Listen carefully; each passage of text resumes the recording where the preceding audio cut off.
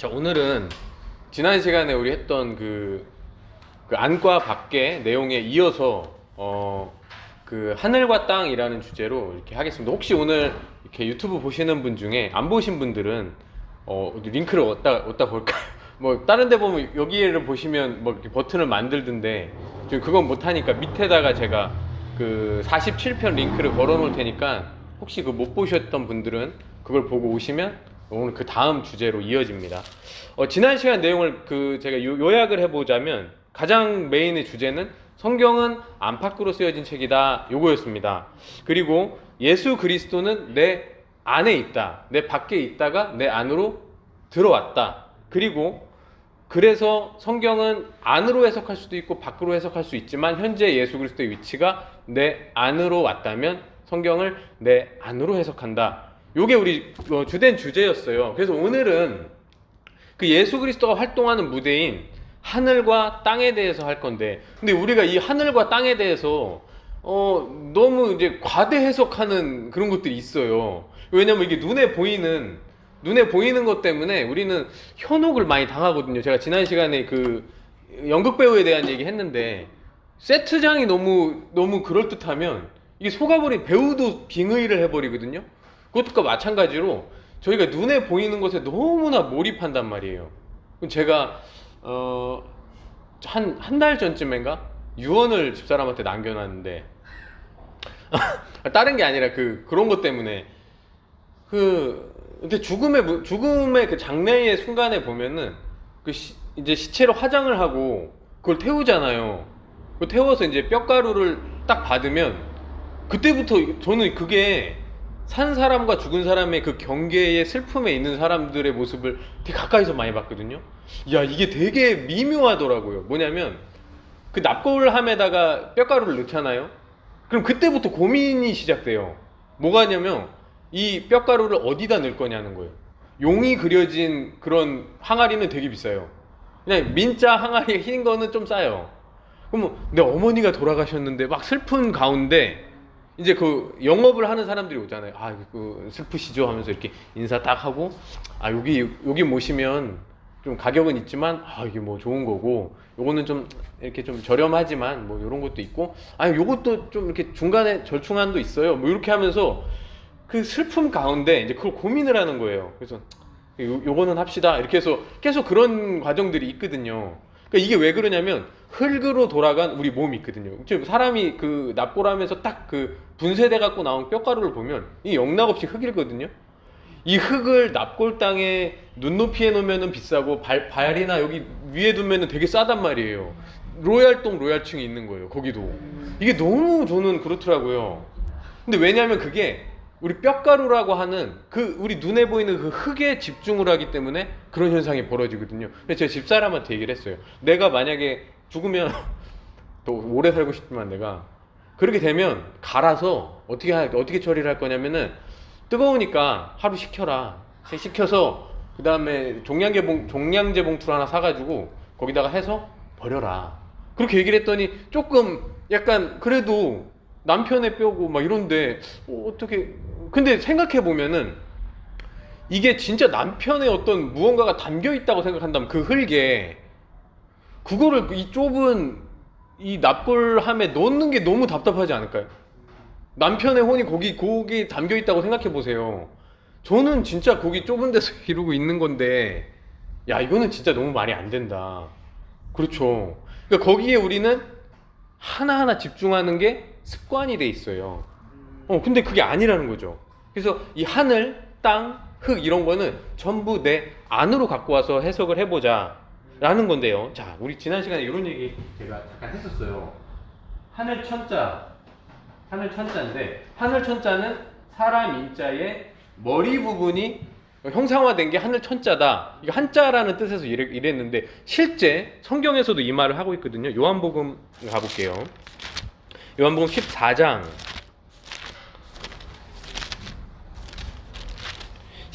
9절 한번 보겠습니다. 14장 9절에 보니까 이거 지난주에 했던 내용인데 예수께서 이르시되 빌립아 내가 이렇게 오래 너희와 함께 있으되 네가 나를 알지 못하느냐 나를 본 자는 아버지를 보았거늘 어찌하여 아버지를 보이라 하느냐.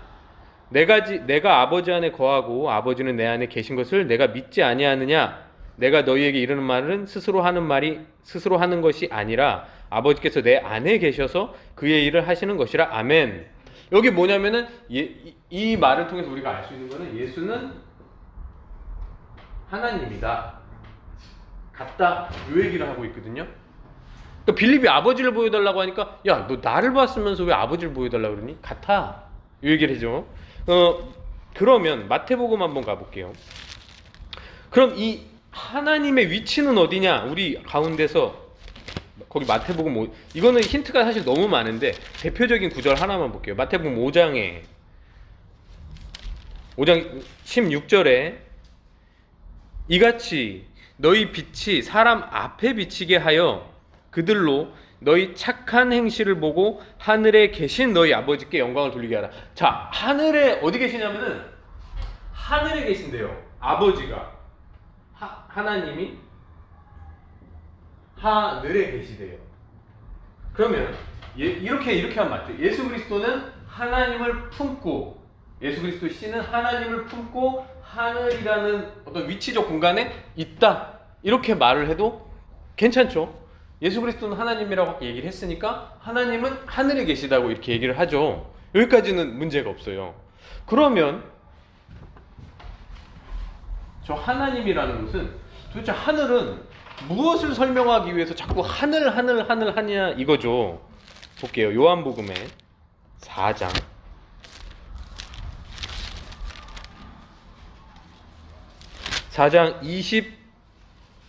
24절이라는 거예요. 4장 24절. 하나님은 영이시니 예배하는 자가 영과 진리로 예배할지니라. 자, 여기 또 나왔어요. 하늘에 하나님은 영이시래요. 하나님은 영이신데 어디냐면은 하늘에 있대요. 그러면 영이라는 공간은 하늘에 있다, 이렇게 설명할 수 있거든요. 왜냐면 하나님이 영이신데 하나님이 하늘에 계시니까. 그렇죠? 그러면 이렇게 이게 결론은 뭐냐면 하나님은 예수님 안에 있는데, 그러니까 예수는 하나님을 포함하는데 그 예수는 하늘에 있다, 즉 영의 상태로 하늘에 있다라고 얘기를 해야 돼요. 이 세 구절을 보면은. 그러면은 근데 사실 이게 좀 뭐 새로운 얘기는 아니에요. 예수님 하늘에 있지, 예수님도 아버지 맞지, 예수님도 영이지, 이렇게 해석하는 게 뭐 이상하진 않거든요. 근데 이거 왜 자꾸 이걸 강조하고 도대체 왜 이걸 알아야 되냐면, 이 하늘과 영을 알아야 성경이 쓰여진 목적을 알 수 있기 때문에. 이거 하나님 계속 얘기하고 계신 게 바로 이거 하나거든요. 성경은 이거 하나를 위해 쓰였어요. 제가 말씀 또 찾아볼게요. 마태복음에 오늘 요 구절이 핵심 구절이 될 건데 마태복음 6장 한번 볼게요. 그럼 도대체 왜 예수 그리스도가 영인가, 영의 위치에 있는가, 그렇게 해서 뭐 어떻게 하려고, 요거에 대한 답이에요.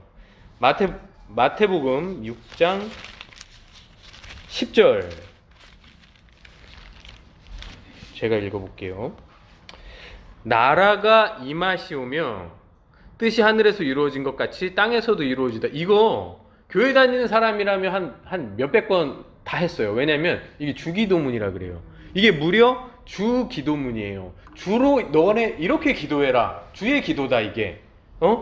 주기도문이 무려 나라가 임하시오며 뜻이 하늘에서 이루어진 것 같이 땅에서. 자, 볼게요. 첫 번째, 나라가 임한대요. 그렇죠? 두 번째는 뜻이 하늘에서 이루어진대요. 세 번째는 이와 같이 뜻이 땅에서도 이루어진대요. 자, 나라가 임하시오며 뜻이 하늘에서 이루어진 것 같이 땅에서. 이게 바로 성경이 쓰여진 목적이에요. 우리가 요것만 알면 사실은 끝납니다, 성경은. 볼게요. 나라가 임한다. 저는 예전에 그런 거 많이 봤거든요.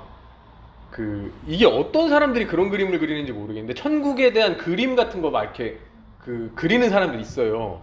그런 거 보면 이제 요한계시록 부분을 그림 그리면 실제로 어떤 지구본 같은 게 이렇게 하늘에서 내려와요. 새 하늘과 새 땅이 내려와야 되니까, 그래서 흰 옷 입은 성도들이 다 이렇게 막 나뭇가지 들고 이렇게 하고 있고, 뭐 새로운 나무 뭐 이렇게 지구가 이렇게 확 이렇게 내려오고 있는 그런 성화라 그러나, 그게 그런 그림들이 있거든요.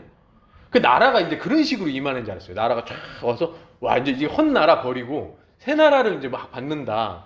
그러니까 하나님의 나라가 임한다는 건 사실 그건 줄 알았는데, 그러니까 이제 나라가 임하려면은 이제 이런 것들 없어지고 뭔가 이제 새로운 변화가 있어야 된다 라는 생각을 계속 하게 되는데, 그럼 이 구절이 이제 실행되려면 엄청난 시각적 변화가 있어야 되는데, 사실은 이 나라가 임한다는 거는 우리 이렇게 해석해야 돼요. 옛날에 그 우리 조선시대 때 일본한테 그 한일합방 그 경술국치라고 하거든요. 우리 때는 이제 한일합방이라는 이름으로 배웠는데 그렇게 하면 안 된대요. 요새는 경술국치라고 써야 된대요. 근데 경술국치 때 일본 그 사신들이 몇 명 오고 고종이 이완용을 포함한 그 사신 몇 명을 보내서 조약을 맺어요. 근데 조약을 맺어서 사인 찍찍찍 고종 황제 사인 도장 이렇게 찍는 즉시 어떻게 됐냐면 이 조선의 이 주권은 일본에게 넘어갔죠. 아무 일도 없었어요. 조선에 살고 있는 사람, 조선에 있던 나무, 땅 멸망한 것도 아니고 총 한 발 안 왔다 갔거든요. 그 한일합방 과정에서, 경술국치 과정에서. 국가적인 치욕이라는 거예요. 그냥 사인만 했는데 그때부터 조선은 일본의 속국이 됐죠. 해방이 될 때도 마찬가지예요. 8월 15일 날 36년간 저희가 일제치하를 받았잖아요. 그때도 일본의 원자폭탄 2방 딱 2방 떨어지고 일본 천황이 나 이제 손들었다, 항복. 그러자마자 조선에서 일본에 대한 그 주권이 없어졌죠. 나라는 가만히 있었어요. 나라는 가만히 있었는데 뭐가 바뀌었냐면은 주권이 바뀐 거예요. 주권이 바뀌면 나라가 바뀌어버리는 거예요. 그러면 이 원래 저라고 하는 사람이 이렇게 가만히 제 몸에 제 땅과 제 하늘을 가지고 살고 있었는데, 예수 그리스도가 아버지를 포함해서, 하나님을 포함해서 모든 걸 포함해서 가지고 짠 들어온 거예요. 들어와서 제가 그 주권을 인정해버리는 순간, 그 경술국치에 비교하니까 좀 그렇다. 이게 하여튼 저의 주권을 잃는, 나를 죽이겠다라고 하는 그 선언과 동시에 나라는 임해버리는 거예요. 그러니까 하나도 안 변해요. 하나도 안 변하는데 사실상 나라가 바뀌어버리는 거예요. 하나님 나라로. 그럼 나라는 이렇게 상속받는 것도 그러니까 마찬가지예요. 제가 만약에 아파트 예를 들어 갖고 있는 아파트를 아들한테 나라를 상속받으라 이런 말 있잖아요. 그러면은 저는 예준이한테 제가 나라 상속할 때 야, 이 아파트 벽돌 하나하나 빼가지고 철근 하나하나 빼서 직접 주지 않잖아요. 이게 그대로 있어요. 심지어 거기 누가 전세 살고 있다고 하면 그거 채로 준단 말이에요. 근데 어떻게 주냐면 사인 하나, 상속 증서에 사인 하나만 딱 하면 얘도 받겠음, 나 이 아파트 받겠음 이러고 사인 하나만 딱 하면 주권이 저한테서 제 아들한테로 넘어가는 거예요.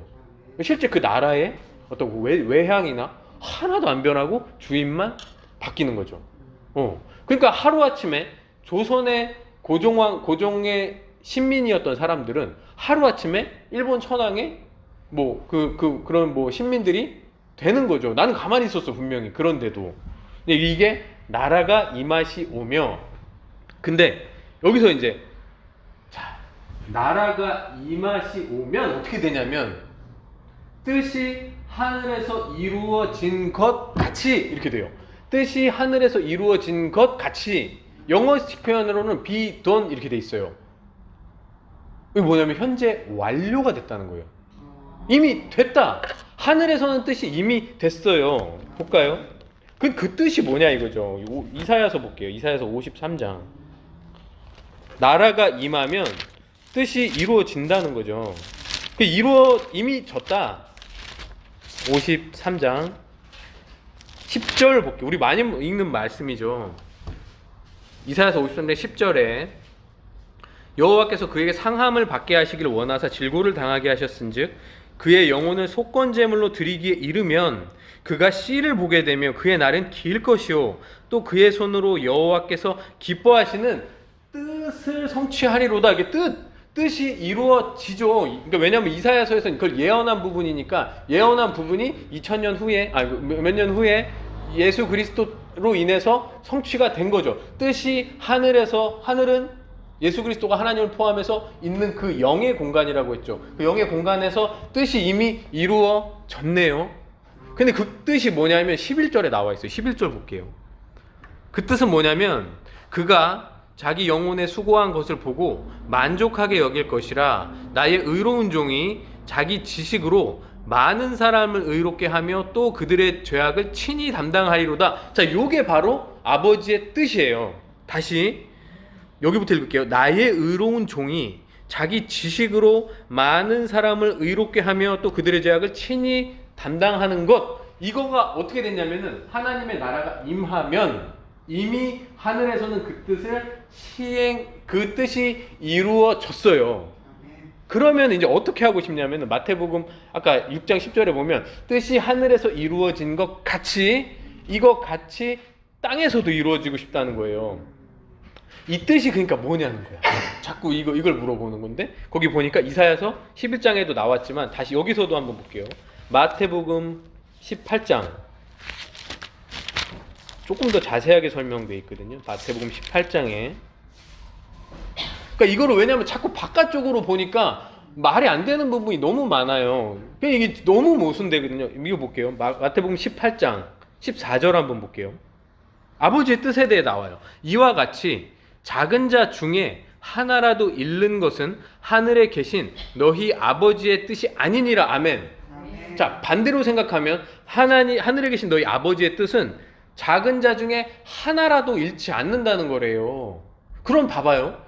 요거가 쓰여졌던 그 2000년 전에 예수 그리스도의 그 시대 때에 보면은 이 작은 자 중에 하나라 그랬을 때 그 지구상에 있는 모든 사람 전부를 건지는 게 나의 뜻이야 라고 얘기한다면 이거 말이 안 돼요. 왜냐면 예수 그리스도 태어나기 이전에도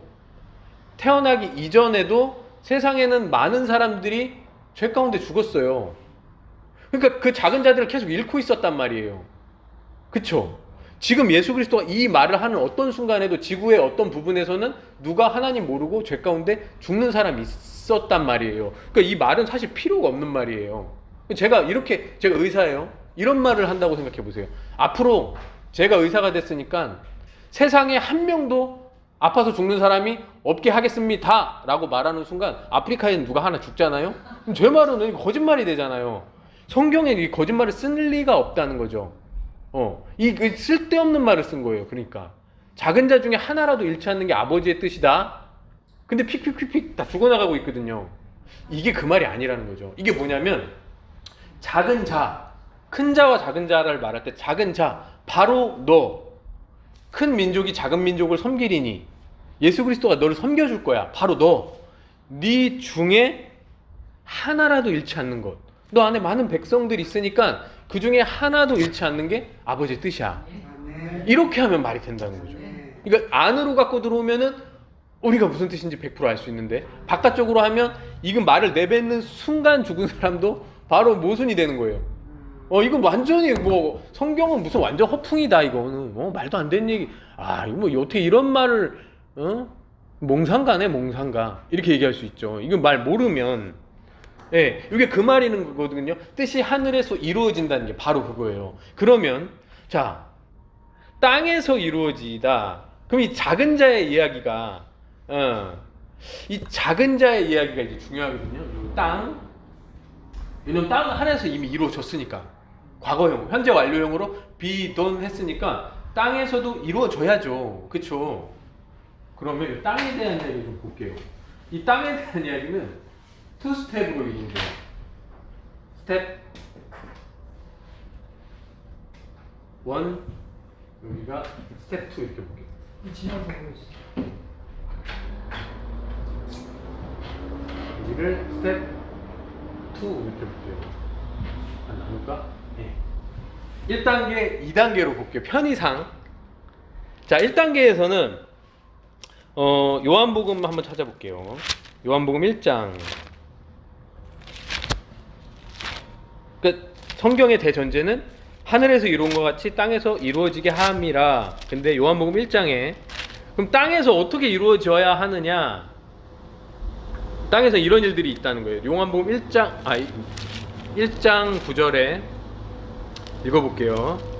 1장 9절부터 참빛 곧 세상에 와서 각 사람에게 비추는 빛이 있었나니 그가 세상에 계셨으며 세상은 그로 말미암아 지은 바 되었으되 세상이 그를 알지 못하였고 자기 땅에 오매 자기 백성이 영접하지 아니하였으나 영접하는 자 곧 그 이름을 믿는 자들에게는 하나님의 자녀가 되는 권세를 주셨으니 아멘. 이렇게 돼 있거든요. 빛이 세상에 이미 왔는데 나라가 임하였고 나라가 임할 때는 어떻게 되냐? 하나님의 뜻을 이룬 그 씨가 가지고 임했단 말이에요. 근데 임했는데 이때는 예수 그리스도가 형의 포지션이 있고요. 나는 동생의 포지션으로 있어요. 다 이루시고 형의 모습으로 왔는데 동생인 나는 아직 그거를 모르는 거예요. 그래서 10절에 보면 세상이 그를 알지 못한다고 나와요. 그래서 11절에 영접을 안 한대요. 왜 영접을 안 하냐면 안 보여서 그래요. 못 봐서. 눈이 가려져서 안 보이는 거예요, 지금은. 근데 12절에 봐야 되는 거예요. 영접을 해야 아들이 된대요. 이게 안 보이는 여기를 극복을 해야 된다는 거죠. 그래서 성경에 보면은 안 보였다가 딱 보이는 장면이 엄청 많이 나오죠.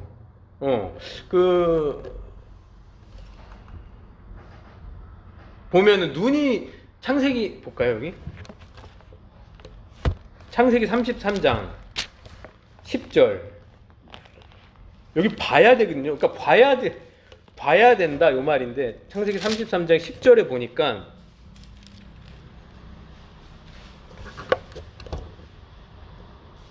이게 본다는 표현이 계속 나와요. 야곱이 이르되 그렇지 아니하니이다. 내가 형님의 눈앞에서 은혜를 입었사오면 청하건대 내 손에서 이 예물을 받으소서. 내가 형님의 얼굴을 배운즉 얼굴 보니까 하나님의 얼굴을 본 것 같사오며 형님도 나를 기뻐하십니다. 아멘. 또 누가복음에 보면은 이건 찾진 않을게요. 엠마오로 가는 제자 그 길에서 예수를 보지 못하다가 제자들이 마치 사울이 비늘이 벗겨지는 것처럼 예수를 알아보고 예수 본단 말이에요. 그 보는 과정이 그러니까 봐야지 영접할 거 아니에요. 봐야. 못 봐서 눈이 가려져서 귀는 열렸을 때 눈이 가려지면 여기 안 돼요. 그래서 이게 되게 재밌는 부분이 있는데 제가 전에 이제 이거 찾아보다가 복이랑 축복의 과정이 있는 이거 아시죠? 여기서는 들어왔을 때 내가 복을 받지만 여기서는 축복할 수 있는 권한이 생기는 거 아시죠? 네. 근데 이 복이라는 게 한자로 제가 찾아보니까 이거 너무 자의적인 해석인지 모르겠는데 복이라는 거는 밭에 있는 말씀 하나를 볼 시자거든요. 보는 게 복이에요. 성경은 마치 밭에 감추인 보화라서 그 밭에 있는 거를 내가 보고 복을 받고 그 다음에 내 모든 걸 팔아서 그 밭을 산다고 하잖아요. 그때 이제 축복을 얻는 거거든요. 축복은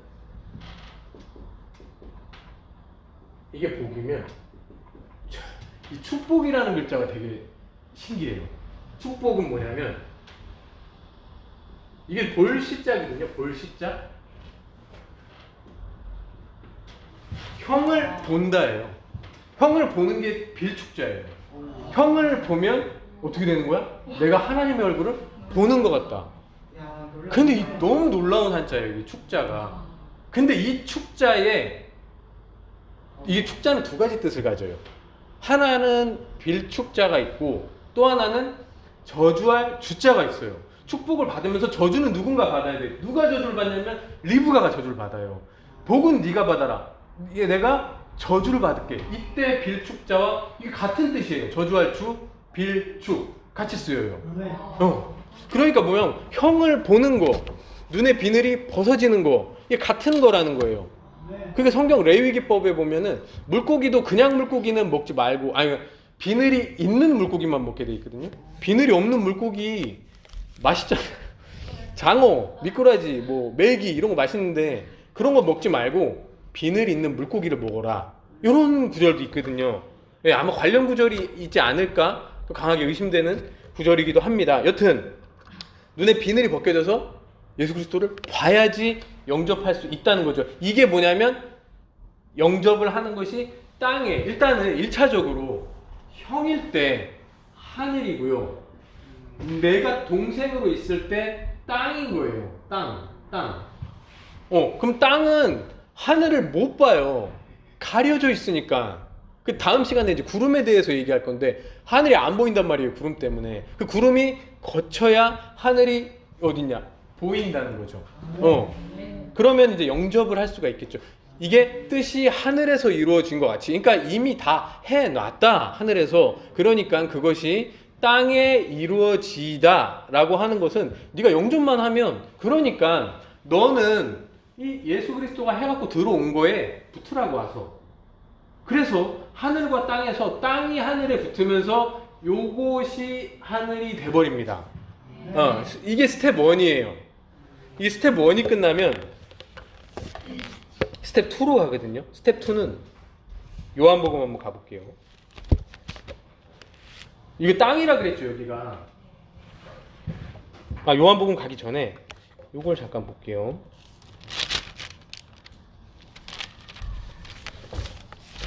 그 말씀을 빌립보서 한번 가보겠습니다. 그럼 이건 뭐야? 여기가 하늘이고 하늘은 원래 있었고 여기가 딱 스텝 1이 땅이면 스텝 2는 또 내려간다는 거 아니야? 빌립보서에서 한번 찾아볼게요. 빌립보서 2장 10절 한번 찾아볼게요.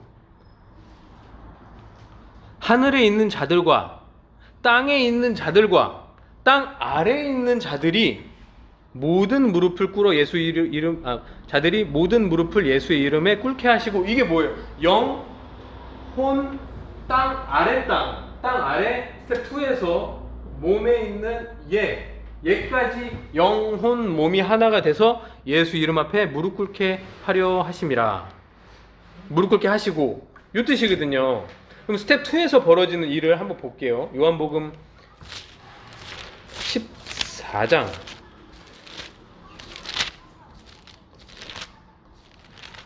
자, 여기서 형과 동생에서 관계 설정이 됐잖아요. 이때 이 형은 어떻게 하고 들어온 형이냐면은 이사야서 53장을 하고 들어온 형이에요. 그러니까 무시당하고 자기 칼 다 맞고 제 씨가 되어서 제 마음 가운데 제 땅으로 딱 들어온 그 형이죠. 근데 그 형이 저한테 딱 들어왔으면 여기서는 이제 이 형은 이미 하늘에서 이루어졌기 때문에 여기서 남은 일은 제가 이 칼을 맞는 거죠. 제가 이 칼을 맞는 건데 요한복음 14장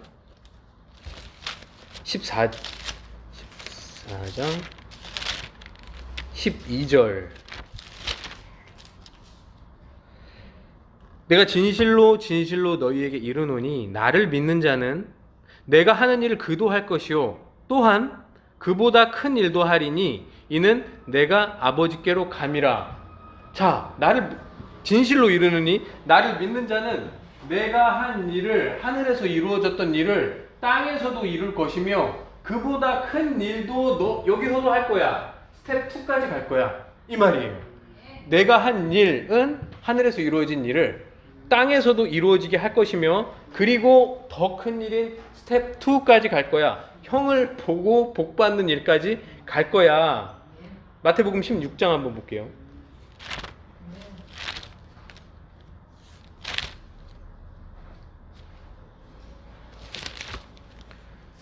이 뜻이 뭔지 우리 계속 지금 알아보려는 거예요. 이 하늘과 땅의 비유가 마태복음 16장 19절. 자, 요거를 우리가 해야 된다는 겁니다. 이게 되게 중요해요. 가장 키워드가 이 결론은 이거예요. 19절 내가 천국 열쇠를 내게 주리니 네가 땅에서 무엇이든지 매면 하늘에서도 매일 것이요 네가 땅에서 무엇이든지 풀면 하늘에서도 풀리리라. 이거예요. 이거 매고 푸는 거 매고 푸는 거 매고 푸는 거. 이게 매면 이게 매여 있는 거는 종됐다는 걸 뜻해요.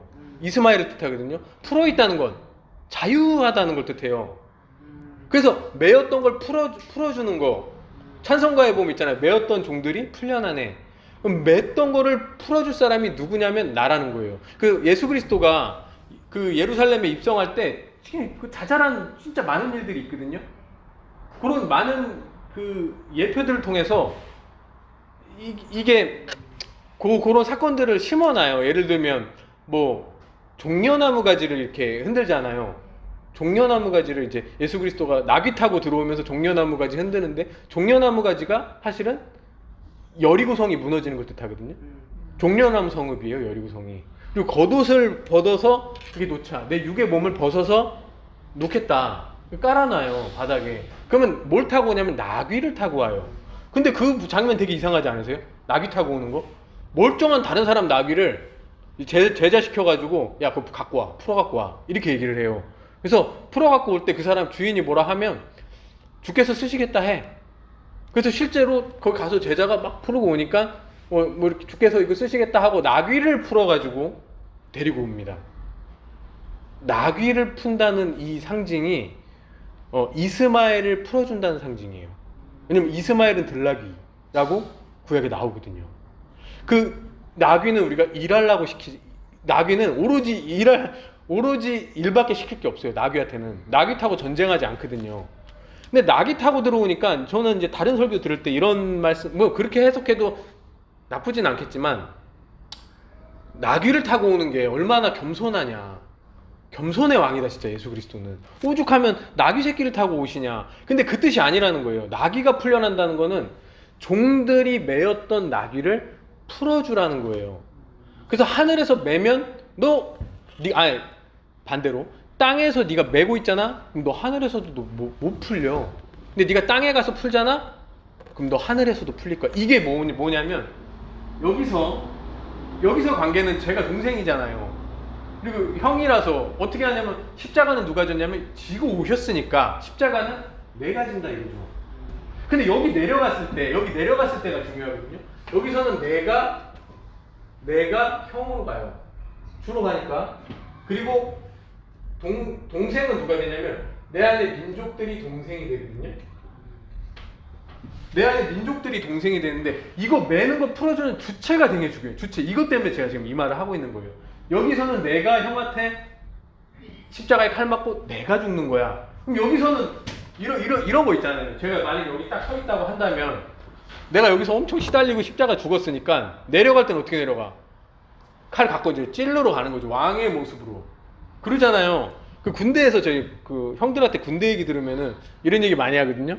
야, 나 고참한테 엄청 맞았다. 우리 때는 말이야, 야, 엄청 팼어. 그럼 이렇게 물어보잖아요. 아, 그럼 형도 밑에 많이 팼어? 그러면은 100이면 100 어떻게 얘기하냐면, 아니, 형은 안 때렸지. 형 때에서 딱 끝냈어, 그 부조리를. 근데 이상하게 100명이면 다 자기는 많이 맞았는데 자기는 안 때렸다고. 그렇게 얘기해요. 너무 그렇게 빠른 속도로 군대의 부조리가 없어졌으면 되게 좋아졌어야 되는데 군대는 지금도 군대에서는 막 위아래로 괴롭히고 그러거든요. 근데 그 친구 한 명 한 명 물어보면은 다 이렇대요. 자기는 엄청 괴로움을 받았는데 밑으로는 엄청 잘해줬대요. 근데 그 밑에 사람한테 들어보면 또 똑같은 얘기 하겠죠. 자기는 괴롭힘을 받고 밑에는 안 됐다. 꼭 그렇게 얘기를 하더라고요. 근데 여기는 이제 달라요. 여긴 뭐냐면 진짜 여기선 십자가를 자기 칼을 자기가 맞아야 되고 그래서 형을 아버지의 자리로 올려드려야 되고 형의 모습을 보고 형을 아버지로 올려드려야 되는 게 첫 번째 스텝 1이라면 두 번째는 여기서 이제 칼로 들어와서 후임 갈구듯이 동생을 찌르는 게 아니라 여기서 메인 것을 풀어줘야 되는 주체는 바로 내가 여기 밑에 가장 낮은 자리로 들어가서 내가 칼 또 맞는 거예요. 여기서도 칼 맞고 여기서도 칼 맞고 이건 완전 호구 동네 푸 이렇게 되는 거예요. 네. 그러니까 여기서도 칼 맞고 여기서도 칼 맞는 어떤 사람이냐면 양날성검이 되고, 또 한편만을 위한 자가 아니라 여기서는 형을 달래주고 형을 달래서 올려드려야 되고, 여기서는 동생 대신 죽어서 동생들을 올려줘. 한편만을 위한 자가 아니라 양편을 위한 중보자가 되는 거죠. 다 들어가 있어요, 말씀 안에. 그러니까 실제로 하늘이 먼저 뜻이 하늘에서 이루어진 거 그 한마디에서 뭐가 되냐면, 너네가 땅 끝까지 그 복음을 가서 전해라라고 하는 거에서 니네가 저기 제일 낮은 자리까지 가서 칼 맞아. 그게 뭐냐면 아버지의 뜻인 거야. 뜻이 하늘에서 이루어진 것 같이 땅에서도 이루어지게 하자. 그래서 이게 하늘, 성경에 보면은 하늘도 있고 땅도 있고 엄청 많잖아요. 무슨 용도 나오고. 그 수많은 거를 진짜 이게 판타지처럼 해석을 한다고 한다면, 물론 되게 재밌는데, 그렇게 해석하는 거 재밌어요. 재밌는데 그 무슨 의미가 있냐는 거예요. 이 복음을 위험하다고 하는 사람들도 있거든요. 야, 그거 좀 위험하지 않아? 근데 이 복음을 위험하다고 생각하는 게 진짜 위험해요. 왜냐하면 이렇게 해석해서 끝까지 내 안으로 가봐야 결국 어떻게 하냐면은, 내 안에서 진짜 올라오는 그 더러운 마음들을 찔러 죽이는 짓밖에 안 해요. 최고 위험한 게 바로 그거예요. 근데 왜냐면 우리 안으로 해석하기 때문에, 하늘이고 땅이고 용이고 흙이고 모든 게 내 안에 있다고 해석하기 때문에 절대 이 칼을 바깥쪽으로 들이대지 않거든요. 근데 이거를 바깥쪽으로 해석해 버리면은 오히려 이상해진단 말이에요. 오히려 저한테 승질내는 사람한테 저희는 이렇게 생각하잖아요. 하나님 보내신 선생님이다, 이렇게 생각하고, 아무리 더러운 사람이라도 일단 저 사람 말이 맞으면 찔르자, 칼. 왜? 이 칼은 내가 맞고 있으니까. 근데 이렇게 생각해 버린단 말이에요. 남편이 교회 못 가게 하고 이런 남편 있잖아요. 그러면 이제 아내 입장에서는 저 새끼 마귀 새끼라고, 내 남편 새끼가 아주 마귀 새끼라고 이렇게 그러면 이상하게 이제 복음이, 오히려 그게 더, 그런 것들이 이제 분란이 돼서 부부싸움 되고 그럴 수가 있잖아요. 그게 훨씬 위험해요. 안으로 성경을 내서 풀어버려서, 만약 이게 진짜 만에 하나 아니라고 할지라도, 진짜 아니었어, 이게 아니었어, 그래 할지라도 손해볼 게 하나도 없어요. 그냥 내 마음속에서 그냥 좋게 말하면 인격을 도야하다가 아니었구나 하고 끝인데, 이걸 밖에서 풀어버리면 이제 아파트 팔아서 헌금하고 남편한테 마귀 새끼 칼 이렇게 하다가 이혼 당하고, 이런 일들은 그 복음 안에 있는 사람들이 이상하게 이렇게 해석하고 있는 사람들을 위험하다고 하고 있는 게 정말 위험하거든요, 그게. 저는 그런 생각을 해봤습니다. 그래서 우리 지난 시간에 했던 결론은 뭐였냐면은, 안으로 해석해야 된다. 왜냐면 성경은 바깥으로 봐도 맞아. 근데 그렇게 하면 유익이 없으니까 안으로 보자. 근데 우리 안에서 하늘과 땅을 보면 어떻게 해야 되냐면은, 하늘과 땅 안에 우리가 예수 먼저 이루신 그 뜻을 받아서 밑에까지 가는 그 복음이 내재돼 있구나. 그렇게 해석하면 돼. 별게 아니에요, 하늘과 땅이. 이상하게 해석할 게 없다는 거죠. 자, 그렇다면 이제 다음 시간에는 구름과 그 기타 다른 것들 있잖아요. 구름과 물, 아니면 별, 이런 것들 중에 우리가 좀 요 과정을, 십자가의 이 과정에서 우리가 혹시 알아야 될 것들이 있는가, 우리가 의욕이 되는 것들이 있는가에 대해서 한번 마지막 시간으로 보고자 합니다. 오늘은 여기까지 하겠습니다. 네.